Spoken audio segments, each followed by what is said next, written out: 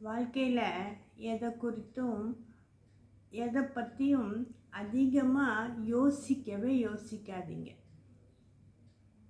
எதை பற்றி அதிகமாக யோசித்தா நம்மளால் வாழவே முடியாது.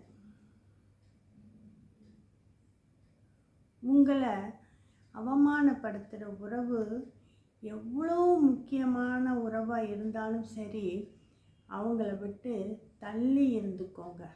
அப்படி தள்ளி இருக்கிறனால நமக்கும் மனசு நிம்மதியாக இருக்கும்.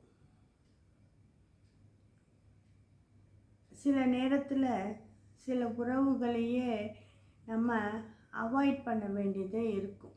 அவங்கள விட்டு தள்ளி நிற்க வேண்டிய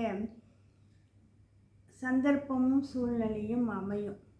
நம்மளால் அந்த சமயம் ரொம்ப கடினமாக இருக்கும்.